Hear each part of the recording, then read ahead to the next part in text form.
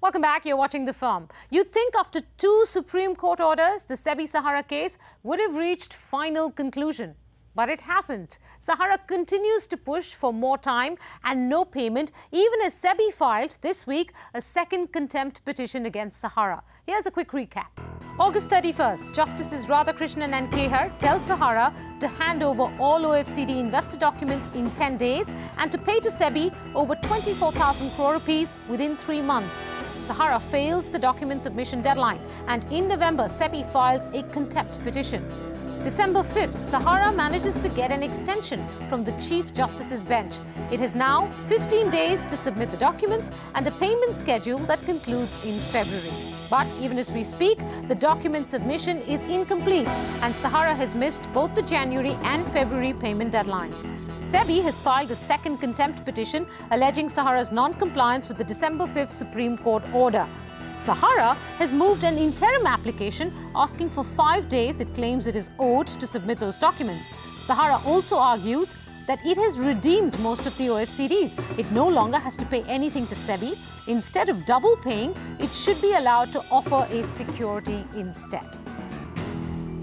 So 2 questions emerge from this week's developments. How many times can a Supreme Court order be amended? And is SEBI unwilling or unable to seize Sahara's assets? Well, to answer those questions, I have with me Supreme Court lawyer Gopal Jain and financial law expert Sandeep Parekh. Sandeep's also former Executive Director Legal at SEBI. Sandeep, Gopal, thank you very much for joining me. Gopal, I'm going to start with you. My first question to you is, once a Supreme Court order is passed, can a losing party, or how many times can a losing party keep finding ways and means to get that order amended, modified, changed, whatever word you want? So, Menka, under the Indian Constitution, a judgment of the Supreme Court is final and binding. What was given by them in August was a judgment which is binding. It's unusual and rare to have repeated attempts or applications made to try and circumvent the effect or the directions given in that order. Normally, the Constitution provides for a review petition. The review in this case was applied for and rejected. So that was done with, and yet they got some relief in a December 5th order. Yes, that's exactly my point, that the constitutional remedies of Article 136, the SLP, and the review under 137 both stand dismissed. The judgment therefore becomes final and has to be implemented in letter and spirit by the person against whom it's directed. But obviously, Sahara is looking for Sahara from these applications, which, as I said, is an indirect way of somehow wriggling out of those directions, buying more time. And in that process, you send a wrong signal that you are abusing the process of court to try and circumvent a judgment or a direction given by the court. And when it comes to investors, I think a strong signal must go that if the court takes the view, it has to be implemented and they will not provide or allow a side door entry to try and get out of it.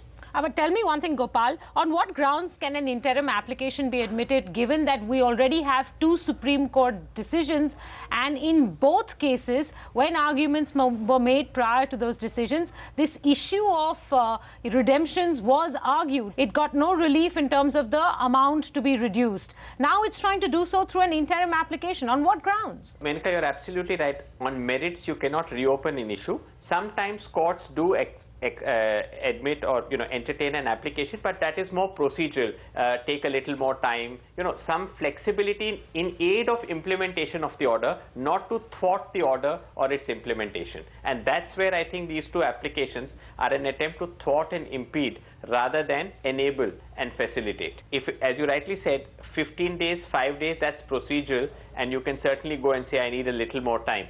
That is understandable. But any dilution or change of what I call the substantive direction or the heart and soul of the order would certainly be a way of trying to dilute the order. I completely agree with Gopal in terms of it seems to be a ploy to amend the judgment which is final and binding. And I don't really see this as procedural or an extension of time really. It's kind of overturning the entire ruling of August of last year. So I mean, it's very clear that money has to be paid to SEBI, and SEBI is supposed to kind of find the investors. All right. So if it's very clear that they are trying to get out of what August 31st order tells them to do, Why isn't SEBI doing anything about it? I mean, except for filing contempt petitions, and that seems to take forever. The November contempt petition came up for hearing for the first time this week in February.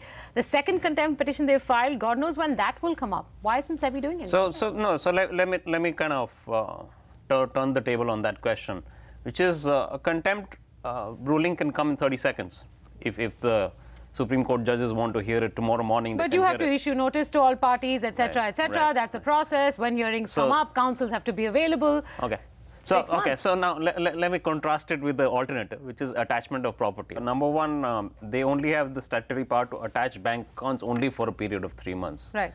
And to the best of my knowledge, they've never attached either bank accounts or real estate. But it does have the powers, even for 3 months, to freeze accounts. It does have the powers, very clearly laid out by the August 31st order, to go ahead and freeze properties of, Sahara and its group entities. So why isn't it doing that? No, but again, it has to go through a particular process, which is basically that the real estate has to be identified, number one, which is in this case. So just to interrupt you there, it seems to be identified because the Sahara had, in fact, in an affidavit to the Supreme Court, said that all this money has been invested in various Sahara group properties. Which basically means that SEBI has to go to, let's say, 30 district courts and kind of come out with the details of those properties in all the various affiliates of these Sahara companies and file for attachment. I think Gopal will back me up on something known as Order 21 of CPC, Civil Procedure Code, which can take years and years. So instead of a 30-second contempt ruling... But Sandeep, I wanted to point out that in 96, the Supreme Court in a judgment said the power of contempt is not just to punish, but it's also to deprive a wrongdoer of the fruits of his wrongdoing. Right. So in the case like this, SEBI being a statutory authority could actually go to the court and say, look, your orders are not being complied with. You issue 2 contempt notices. Please fast directions by which I can, in one sweep of the pen or one stroke, attach properties and take coercive steps. And that would be another facet of the power of contempt. But, actually, Gopal, that's what I understand SEBI is attempting to do. Go back to the court and ask the Supreme Court to do that. Instead, when this matter came up this week in the first contempt petition hearing, the Supreme Court judges, that's Justice Radhakrishnan and Kehar, were very categorical in what they told SEBI. They said, what steps are you taking? You are not taking any action. The judgment tells you what to do, but you are not doing it. And they're not wrong, because the August 31st judgment says very clearly that if Sahara does not comply with this judgment, you have the powers to take all action, including seize their property and assets. Menka, that's precisely the point, that some concrete steps have to be taken, and then you can go to a court and say, look, this is the problem that I'm facing, or the sort of difficulties. But I think at the moment, I don't know, but I guess no step has been taken at all. No, to be fair, Gopal, they filed, apparently they did write to Sahara asking for a list of all their bank accounts, all group bank accounts. They have written to banks as well to verify that information. And this week in court, the SEBI counsel said that they filed an execution order in the Bombay High Court. So execution means that you actually you freeze the properties and then you auction them off. So you're saying SEBI has kicked off the process of seizing, freezing assets, properties, etc.